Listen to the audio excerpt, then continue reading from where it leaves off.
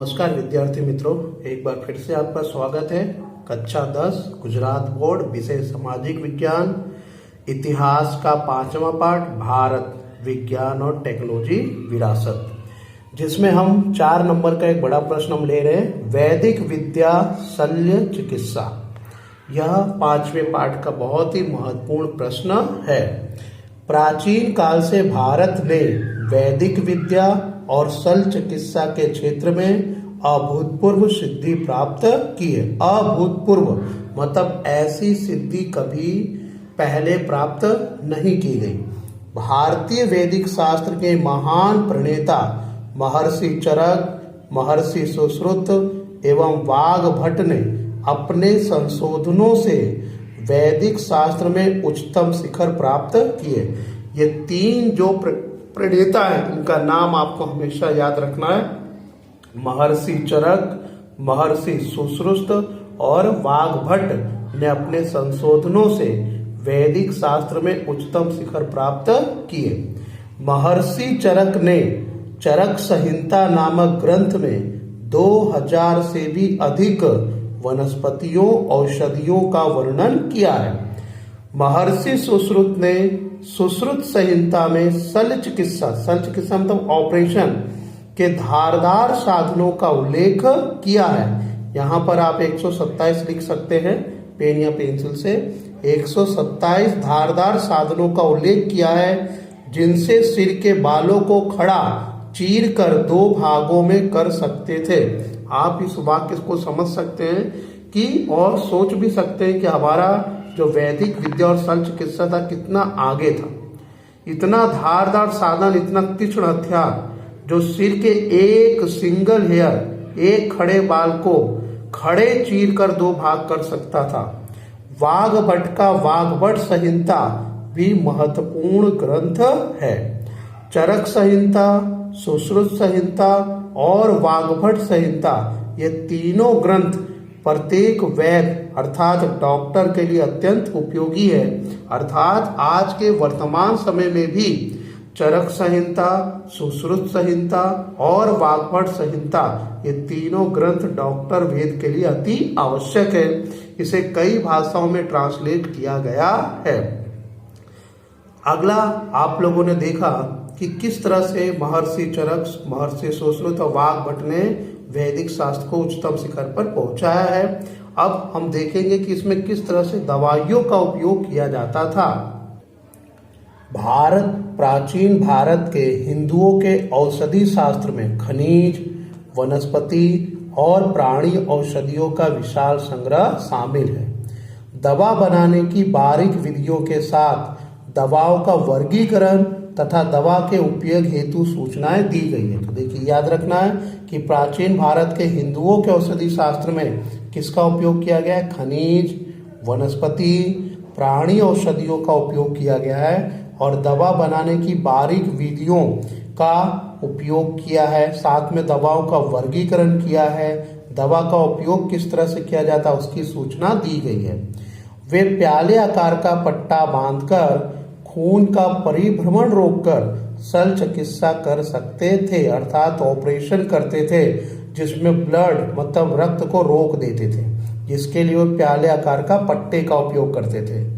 पेड़ू मतलब नाभि, मूत्राशय, हर्निया, मोतिया, पथरी, भगंदर अर्थात कैंसर जैसे आदि की शल्य चिकित्सा कर सकते थे। और ये देख रहे महर्षि सुश्रुत है, जिन्होंने आंख का ऑपरेशन किया था, जिसके बाद नागरिकों ने इनकी महत्ता को समझा था, गांव वालों ने इनकी महत्ता को समझा था। महर्षि सुश्रुत नदियों में जाकर प्राचीन समय में जो लाश को नदी में प्रवाहित कर देते थे, उन लाश को छान कर लाते थे और उसके ऊपर शल्य चिकित्सा करते थे, जिनके कारण इस कार्य को करने से ग्रामीण लोगों ने, उन्हें गांव के लोगों ने गांव से बहिष्कृत कर दिया था। लेकिन एक बार ऐसी घटना घटी कि किसी व्यक्ति की आंख खराब हो गई, जिनका उन्होंने ऑपरेशन किया, तब से उनकी महत्ता पता चली लोगों को और उन्होंने उसको महत्व देना शुरू किया। तो यहाँ पर आपने देखा पेड़ू, मूत्राशय, हार्निया, मोतिया, पथरी, भगंदर आदि की शल्य चिकित्सा कर सकते थे। टूटी हड्डियों को व्यवस्थित कर सकते थे, शरीर में प्रविष्ट कोई पदार्थ, बाहरी पदार्थ घुस गया हो, प्रवेश हो गया हो, उसे कुशलता पूर्वक बाहर निकाल सकते थे। टूटे हुए कान या नाक की भी चिकित्सा कर सकते, यहाँ तक कि प्लास्टिक सर्जरी भी वो जानते थे। मोम के पुतले या मृत शरीर के शल्य चिकित्सा द्वारा विद्यार्थियों को प्रत्यक्ष ज्ञान भी देते थे। और आज वर्तमान समय में भी इसी तरह से मोम के पुतले से और उसके बाद मृत शरीर के द्वारा प्रत्यक्ष ज्ञान दिया जाता है। प्रसूति के समय यानी बच्चे के जन्म के समय कठिन से कठिन ऑपरेशन करने से भी वो हिचकिचाते नहीं थे। इसी तरह वे स्त्री और बाल रोगों के विशेषज्ञ थे। वे रोगों के कारणों और चिन्हों का वर्गीकरण करके उसका निदान करते थे और रोग मिटाने के बाद परहेज रखवाते थे। परहेज अर्थात कौन कौन सी चीजें तुम्हें उपयोग करनी है, भोजन में क्या लेना है, किस तरह से उपयोग करना है, वो सारी बातों का खास ध्यान रखवाते थे ताकि दवाइयां अपना असर कर सके। प्राचीन भारत में प्राणी रोगों का शास्त्र भी विकसित हुआ था। अश्व, घोड़ा, हस्ती, हाथी, इन दोनों प्राणियों का प्राचीन समय में ज्यादा उपयोग होता था। घोड़ा और हाथी के रोगों पर ग्रंथ लिखे गए थे, जिनमें हस्ती आयुर्वेद तथा शालिहोत्र का अश्वशास्त्र बहुत ही प्रख्यात है। वैदिक शास्त्र के विद्वान वाग्भट ने निदान के क्षेत्र में अष्टांग हृदय जैसे ग्रंथ रचकर महत्वपूर्ण योगदान दिया था। तो ऊपर के जो 2-3 पैराग्राफ आपने पढ़े वो मनुष्य के बारे में था, और अंतिम में आपने देखा कि मनुष्य के साथ साथ प्राणियों की चिकित्सा का भी ग्रंथ लिखा गया, जिसमें घोड़ा और हाथी को खास ध्यान में रखा गया है। अगला शास्त्र आता है गणित शास्त्र। ये भी आपको 4 नंबर में पूछा जाएगा या टिप्पणी के रूप में पूछा जाएगा, अथवा इस तरह से पूछा जाएगा आर्यभट्ट ने कौन कौन सी खोज की है। गणित से संपूर्ण दुनिया का व्यवहार चलता है, ऐसा माना जाता है कि गणित शास्त्र के क्षेत्र में भारत ने महत्वपूर्ण खोजें की। भारत ने शून्य, दशांश पद्धति, बीज गणित, बोधायन का प्रमेय, रेखा गणित और वैदिक गणित जैसी खोज करके दुनिया को दी। शून्य की खोज आर्यभट्ट ने की। अंक के पीछे शून्य लगा करके लिखने की प्रक्रिया के शोधकर्ता घृतस्मद नामक ऋषि थे। प्राचीन भारत के गणितज्ञों ने एक के बाद 53 शून्य लगाने से बनने वाली संख्याओं के नाम निर्धारित किए हैं। मोहेंजोदड़ो और हड़प्पा के अवशेषों में माप और तौल के साधनों में दशांश पद्धति देखने को मिली है। प्राचीन समय में उसकी पहचान मेघातिथि ने कराई थी। ये वाक्य कई किताबों में छपा नहीं है, इसलिए अगर आपकी किताब में वाक्य ना छपा हो तो लिख लेंगे प्राचीन समय में उसकी पहचान मेघातिथि ने कराई थी। तो आपने देखा 2 पैराग्राफ में शून्य की खोज किसने की? आर्यभट्ट ने। अंक के पीछे शून्य लगाकर लिखने की प्रक्रिया के शोधकर्ता कौन से ऋषि थे? घृतस्मद। प्राचीन भारत के गणितज्ञों ने एक के बाद कितने शून्य लगाने वाली संख्या का नाम निर्धारित किया? 53 शून्य लगाने वाले।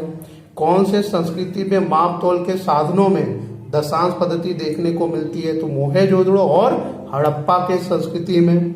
इस समय की पहचान किसने करवाई थी? प्राचीन समय में उसकी पहचान किसने कराई? तो नाम आता है मेघातिथि ने। भास्कराचार्य ने ईस्वी सन 1150 में लीलावती गणित और बीज गणित नामक ग्रंथ लिखे। फिर से मैं बता रहा हूं, भास्कराचार्य ने ईस्वी सन 1150 में लीलावती गणित और बीज गणित नामक ग्रंथ लिखे। उन्होंने जोड़ और घटाव का भी संशोधन किया था। ब्रह्मगुप्त ने समीकरण के प्रकार बताए थे। बोधायन प्रमेय, त्रिकोणमिति और आपस्तम्भ ने सुलभ सूत्रों में ईस्वी सन 800 पूर्व विविध वैदिक यज्ञों के लिए आवश्यक विविध वेदियों के अनुपात निश्चित किए। इसमें से इस सिद्धांत का विश्लेषण है।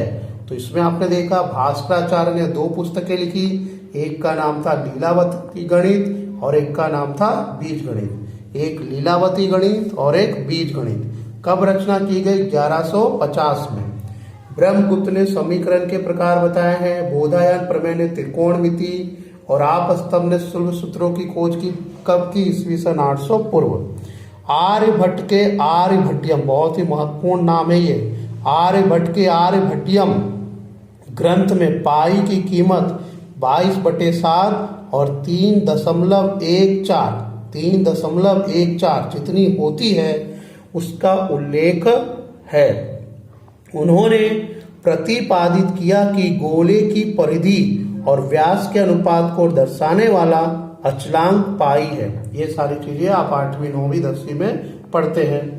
भाग की आधुनिक पद्धति, गुणा, जोड़, घटाव, वर्गमूल, घनमूल और अष्टांग पद्धति की जानकारी आर्यभट्ट ने अपने ग्रंथ में दी है। इसलिए आर्यभट्ट को गणित शास्त्र का पिता कहा जाता है। फिर से मैं दोहराऊंगा, ये बहुत ही महत्वपूर्ण शब्द है।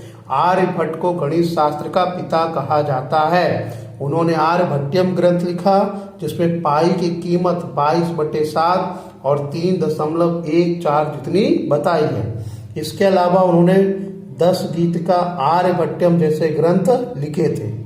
आर्य सिद्धांत में ज्योतिष शास्त्र के मूल सिद्धांतों का संक्षेप में वर्णन किया गया है। गणित, अंक गणित और रेखा गणित के मूलभूत प्रश्नों का समाधान खोजा गया। इसके अलावा हमारे यहाँ पर पौधायन, आपस्तंभ, कात्यापन या कात्यायन, भास्कराचार्य, ब्रह्मगुप्त आदि का समावेश किया जा सकता है। तो इस तरह से आपने देखा गणित शास्त्र के बारे में, जो गणित शास्त्र पूरा संक्षिप्त टिप्पणी में पूछा जाएगा अथवा उसी को इस तरह से पूछा जाएगा कि आर्यभट्ट ने गणित शास्त्र में कौन कौन सी खोज की, अथवा इस तरह से पूछा जाए गणित शास्त्र के बारे में आर्यभट्ट ने कौन सा ग्रंथ लिखा और उसमें कौन कौन सी खोजें की गई है। अन्य विज्ञान, ये जो आप देख रहे हैं ये आपको सही जोड़े में, खाली जगह में, विकल्प में पूछा जाएगा। पहला पुस्तक का नाम है विज्ञान आधारित शास्त्रों के नाम में प्रजनन शास्त्र, जिसके रचनाकार है भ्राव्य पांचाल। दूसरी पुस्तक है चिकित्सा संग्रह, जिसके रचयिता है चक्रपाणि दत्त। काम सूत्र पुस्तक का नाम है वात्सायन, इसके रचयिता हैं। चौथी पुस्तक वृक्ष आयुर्वेद, रचयिता महामुनि पाराशर। पांचवी पुस्तक है योग शास्त्र, रचयिता है महामुनि पतंजलि। छठी पुस्तक है यंत्र सर्वस्व, रचयिता है महर्षि भारद्वाज। सातवीं पुस्तक है काल गणना, रचयिता है शक मुनि। तो इस तरह से आपको सही जोड़े में ये सारी चीजें पूछी जाएगी।